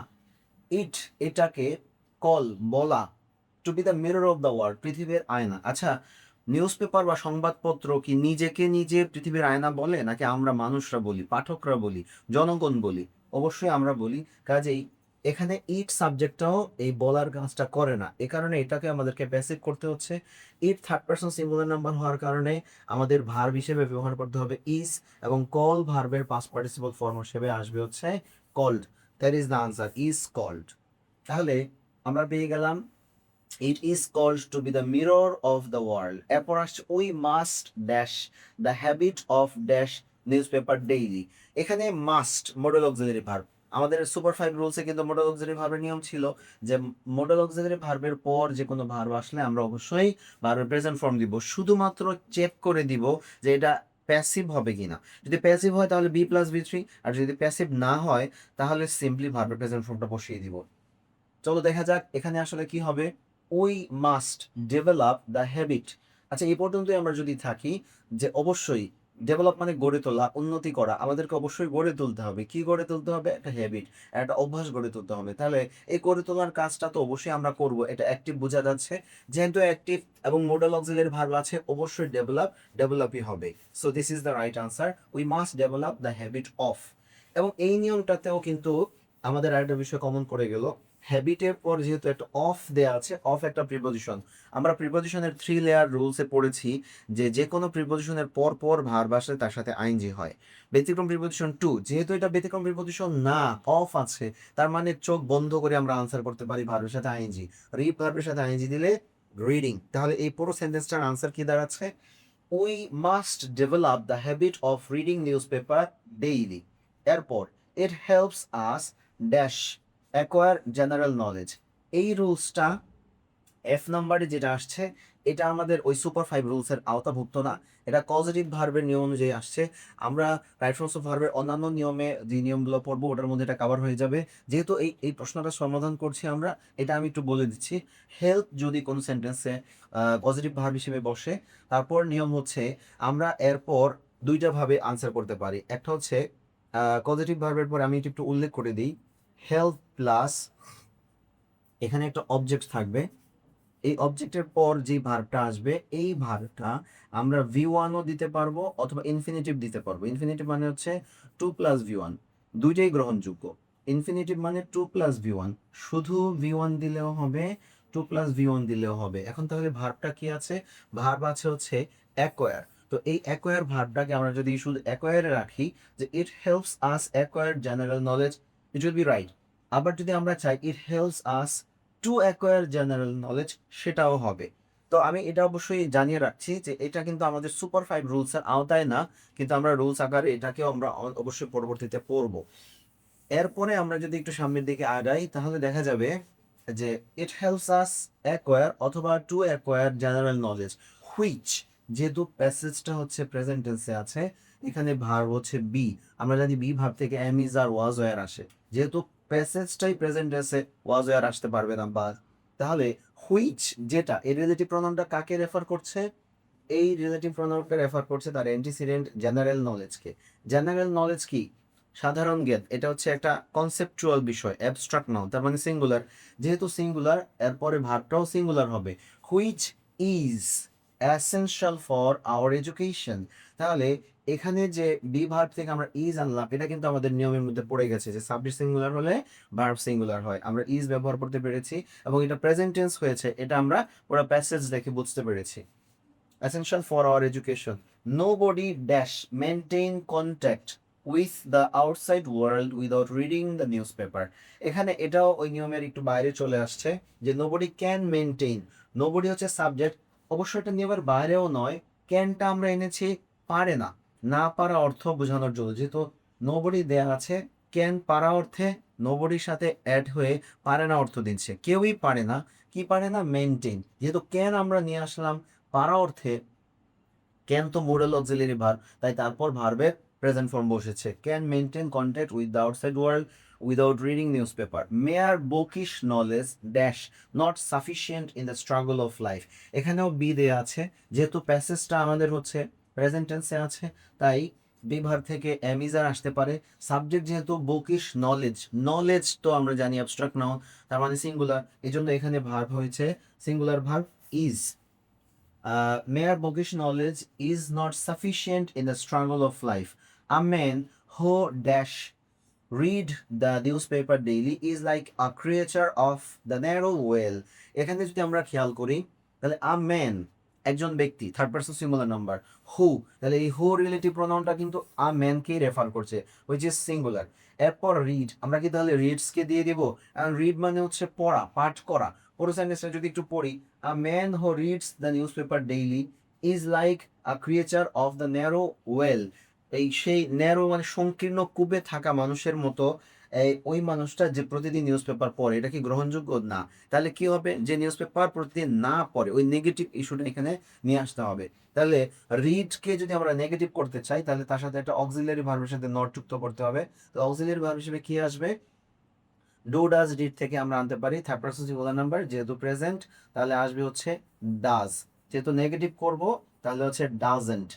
Who doesn't read, who doesn't read. আমি একটু ব্যাখ্যা করে দিলাম, যদিও এটা আমাদের সুপার 5 রুলসের আওতাবদ্ধ নয়। ব্যাখ্যাটা হচ্ছে এখানে হু রিলেটিভ প্রোনাউন, এখানকার সাবজেক্ট, কিন্তু এই হু এর অ্যান্টিসিডেন্ট হচ্ছে আ ম্যান, এরপরে আমাদেরকে অবশ্যই সিঙ্গুলার ভার্ব নিয়ে আসতে হবে রিড। তাহলে রিডস হতে পারতো, কিন্তু রিডস হয়নি, কারণ অর্থ অনুযায়ী এটা অ্যাফার্মেটিভ অর্থ নিচ্ছে না, তাই নেগেটিভ করতে হচ্ছে। নেগেটিভ করার জন্য থার্ড পারসন সিঙ্গুলার এবং প্যাসেজ যেহেতু প্রেজেন্ট টেন্সে আছে, তাই আমরা ডাজন্ট অ্যাড করেছি। এটা অন্য নিয়মের মধ্যে আবার আসবে। তারপর এটা আমাদের এই প্যাসেজটা শেষ। আমরা মোটামুটি বুঝতে পেরেছি যে এখানে আমাদের যেই নিয়মগুলা পড়েছি পাঁচটা নিয়মের মধ্যে কয়টা কমন পড়ে একটু চেক করে দেখা যাক। আমাদের নিউজ পেপার ইজ কনসিডার্ড, এটা আমাদের সুপার 5 রুলসে ছিল। নিউজ পেপার প্লেস, এটা সুপার 5 রুলসে ছিল। ওই তারপর ইট ইজ কল্ড, এটা সুপার 5 রুলসে ছিল। তারপর উই মাস্ট ডেভেলপ, এটা সুপার 5 রুলসে ছিল। হ্যাবিট অফ, প্রিপোজিশনের পরে আইএনজি হয়, এটা নিয়মের মধ্যে পড়েছে। অ্যাকোয়ার, এটা আমাদের এই সুপার 5 এর আওতাভুক্ত না, কিন্তু ইজ এটা অবশ্যই এই রুলসের আওতাভুক্ত। ক্যান মেনটেন, এটা একদিক থেকে ধরা যায়, কারণ ক্যান মেনটেনের ক্যান তো মডেল অক্সিলারি ভার্ব, মডেলের পরে অবশ্যই ভার্বের প্রেজেন্ট ফর্ম হয়, এটা আমরা মেনশন করেছি। তারপর আবার এসছে হচ্ছে ইজ, তার মানে এই যে এটাও কিন্তু প্রেজেন্ট টেন্স, এটাও মডেল ভার্বের পরে ভার্বের প্রেজেন্ট ফর্ম বসছে, কিন্তু পিওর ভাবে এই দুইটাকে যদি বাদও দিই, তাহলে বাকি 7টা কিন্তু আমরা মাত্র 5টা নিয়ম পড়ার মাধ্যমে শিখতে পারছি। তো আমরা আরেকটা এক্সাম্পল প্র্যাকটিস করব, যেন আমরা বুঝতে পারি। এবং এই প্র্যাকটিসগুলো কিন্তু এমন না যে আমি পার্টিকুলারলি এই কটা নিয়ম পড়েছি তাই এদের এক্সাম্পলই দেখিয়েছি। On an average maximum board কোয়েশ্চেনগুলোর ভিতরে চেহারাগুলো এরকম হয়। আমরা আরেকটা কোয়েশ্চেন দেখতে পাচ্ছি, রাজশাহী বোর্ড 2019, 2019 সালের যে প্রশ্ন রাজশাহী বোর্ডে আসছে, এটা আমরা এখন একটু সলভ করতে চাই। তো আমরা একইভাবে আগাবো। প্রথমে এবিসিডি দেখি কিন্তু আনসার করা শুরু করব না, আগে পুরো প্যাসেজটা একবার পড়ে নিব, বোঝার চেষ্টা করব কোন টেন্সে আছে। A poor man was once dash in a jail although he dash no wrong. After a long time, the king of the state dashed the jail, and the old man told him. এই যে old man told him, এটা দ্বারা আমরা বুঝতে পারলাম past tense আছে, that he was innocent. He was innocent. এটা দেখো আমরা আন্দাজ করতে পারছি যে এটা past tense আছে। But a case dash filed against him by some of his enemies. The king dashed privately and dashed that it was True. So it was true. He dash give the man some money and set him free. Set present for past form দুইটাতেই হয় যদিও, কিন্তু অন্যান্য অনেকগুলো indication আমরা already পেয়ে গেছি। The man went straight to the market in a shop there. তো আমি মোটামুটি প্যাসেজের বেশি অর্ধেক পড়েই বুঝতে পেরে গেলাম আমরা যে এটা একটা পাস্ট টেন্সে আলোচনা করা হয়েছে একটা গল্প। সুতরাং আমাদের একটা কনসেপ্ট হয়ে গেল যে এই প্যাসেজের ম্যাক্সিমাম আনসারগুলা পাস্ট টেন্সকে বেস ধরে আমরা করতে পারবো। সো শুরু করা যাক আমরা কিভাবে আনসারটার দিকে যেতে পারি। আমরা দেখতে পাই যে প্রথমে দেয়া আছে a poor man was once dash in a jail. তাহলে এই পর্যন্ত যদি আমরা ধরি ইন আ জেইল, এখানে পুট মানে হচ্ছে রাখা। তা আ পোর ম্যান একটা দরিদ্র লোক, was once put in a jail তাকে জেলখানায় রাখা হয়েছে। পুট মানে রাখা, সে নিজে কিন্তু রাখেনি, এই জন্য ওয়াজ এর পর ভি3 দেওয়া হয়েছে। আমরা জানি যে কিছু ভার্ব আছে যাদের প্রেজেন্ট ফর্ম, পাস্ট ফর্ম এবং পাস্ট পার্টিসিপল ফর্ম তিনটাই সেম। পুটেরও এরকম একটা, এগুলাকে বলা হয় ইররেগুলার ভার্ব, যেগুলোর প্রেজেন্ট ফর্ম, পাস্ট ফর্ম এবং পাস্ট পার্টিসিপল ফর্ম অর্থাৎ V1 V2 V3 একই রূপ, যেমন পুট পুট পুট, কাট কাট কাট, এরকম রিড রিড রিড। সুতরাং এখানে ওয়াজ অলরেডি দেয়া আছে, কাজে এটা প্যাসিভ হয়েছে এবং পাস্ট ইনফিনিট টেন্সের প্যাসিভ ভয়েস অনুযায়ী সাবজেক্ট আ পোর ম্যান, তারপর হচ্ছে অক্সিলারি ভার্ব ওয়াজ ওয়্যার থেকে ওয়াজ এসছে থার্ড পারসন সিঙ্গুলার হওয়ার কারণে, এবং ভার্বের পাস্ট পার্টিসিপল ফর্ম হিসেবে আমরা পুট বসিয়েছি। পুট কিন্তু এখানে ভার্বের প্রেজেন্ট ফর্ম আকারে বসেনি, ভার্বের পাস্ট পার্টিসিপল ফর্ম আকারেই বসেছে। In jail although he dash no wrong, যেহেতু এখানে একই সেন্টেন্স, এটা অবশ্যই আমাদেরকে পাস্ট টেন্সে করতে হবে।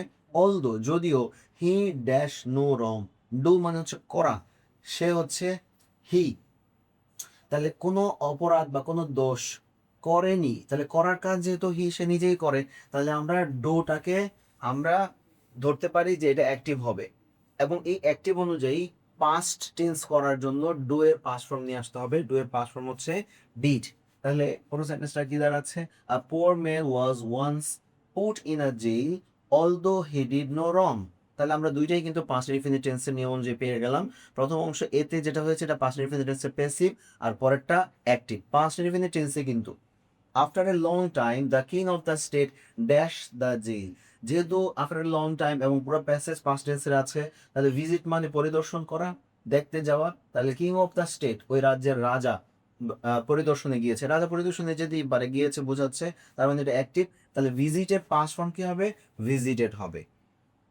visited the jail and the man told him that he was innocent but কিন্তু a case dash file against him, তাহলে ফাইল মানে হচ্ছে নথিভুক্ত করা, সাবজেক্ট কি? কেস, তাহলে নথিভুক্ত করা। কেস কি নিজে নিজে কেউ নথিভুক্ত করতে পারে? না, কেউ করে, অন্য কেউ হয়তো তার বিরুদ্ধে মামলা করে দিয়েছে, পুলিশ মামলা করেছে, এরকম কিছু হতে পারে, কিন্তু কেস নিজে হতে পারে না। যেহেতু নিজে হতে পারে না, তাহলে এটা অ্যাক্টিভ হবে না, প্যাসিভ হবে। এবং এটা যেহেতু পুরো প্যাসেজ পাস্ট টেন্সে আছে, তাহলে পাস্ট ইনফিনিট টেন্সের প্যাসিভ। তাহলে a case third person singular number, এটার সাথে অক্সিলারি ভার্ব আসে ওয়াজ, এবং ফাইলের পাস্ট পার্টিসিপল ফর্ম হচ্ছে ফাইলড, এ কারণে এখানকার আনসার হয়ে যাবে was filed. But a case was filed against him by some of his enemies, লোকটা রাজাকে বলল যে সে নির্দোষ ছিল, কিন্তু তার কিছু শত্রু কর্তৃক তার বিরুদ্ধে একটা মামলা নথিভুক্ত করা হয়েছিল। The king dash privately, the king dash ব্রেকেটে দেওয়া আছে ইনকোয়ার, তাহলে যেহেতু গোটা প্যাসেজটা পাস্ট টেন্সে আছে, ইনকোয়ার মানে অনুসন্ধান করা, এবং দ্য কিং রাজা, রাজা তো অনুসন্ধান করতেই পারে, তাহলে এই কাজ সেই করেছে, এই জন্য আমরা ইনকোয়ারের পাস্ট ফর্ম ইনকোয়ার বসালাম। The the king ইনকোয়ার্ড, the king ইনকোয়ার্ড, এখানে ইমপ্রিজন শব্দটা কোথান থেকে চলে আসছে, এটা ওই পাশে যাবে। যাই হোক, এটা এডিটরের একটু ফোর্স আছে এখানে। The king ইনকোয়ার্ড privately and find that it was true, এখানে এই ফাইন্ড যে শব্দটা মানে হচ্ছে খুঁজে পাওয়া, খুঁজে পাওয়ার কাজটাও পাস্ট টেন্সে হয়েছে, এবং সাবজেক্ট যেহেতু দ্য কিং নিজে, অবশ্যই ফাইন্ড মানে খুঁজে পাওয়ার কাজ সে করতে পারে, করেছে, এই জন্য ফাইন্ডের পাস্ট ফর্ম বসবে হচ্ছে found. The king found that it was true, রাজা ব্যক্তিগতভাবে খোঁজ নিল এবং দেখতে পেল যে ঘটনা সত্য, লোকটা আসলেই নিরপরাধ ছিল, এবং তার বিরুদ্ধে চক্রান্ত করে শত্রুরা একটা মামলা করে দিয়েছে, আমাদের দেশে হয়ে থাকে এরকম ঘটনা।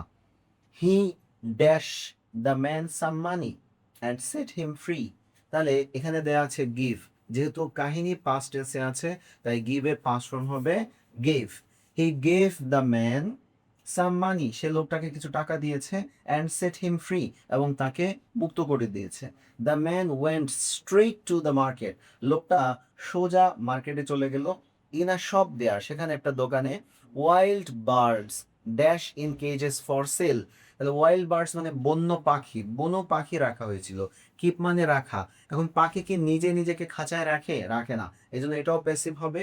এবং ওয়াইল্ড বার্ডস যেহেতু প্লুরাল, ওয়াইল্ড বার্ডস প্লুরাল হওয়ার কারণে প্যাসিভ হওয়ার সময় ওয়াজ ওয়ার থেকে আমরা আনবো হচ্ছে ওয়ার, এবং কিপ ভার্বের পাস্ট পার্টিসিপল ফর্ম হচ্ছে কেপ্ট। তাহলে এটার আনসার হবে were kept. Wild birds were kept in cages for sale, বিক্রির জন্য বনো পাখি রাখা হয়েছিল সেখানে। He said to the shopkeeper, সে দোকানদারকে বলল, I wish to buy all the birds of your shop. এখানে একটা জিনিস লক্ষণীয় আছে, এই যে এখানে একটা ইনভার্টেড কমা দেয়া আছে, ইনভার্টেড কমা দিয়ে বোঝানো হচ্ছে যে এর ভিতরে থাকা যে কথাগুলা, এগুলো ওই লোকটা ওই সময় ওই মুহূর্তে দোকানদারকে সরাসরি যে কথা বলেছে ওটা তিনি অবশ্যই প্রেজেন্ট টেন্সে বলেছে। ডিরেক্ট কোটেশন সবসময় প্রেজেন্ট টেন্সে হয়ে থাকে, কাজেই এই ভিতরের অংশটুকু আমাদেরকে প্রেজেন্ট টেন্স ধরে করতে হবে।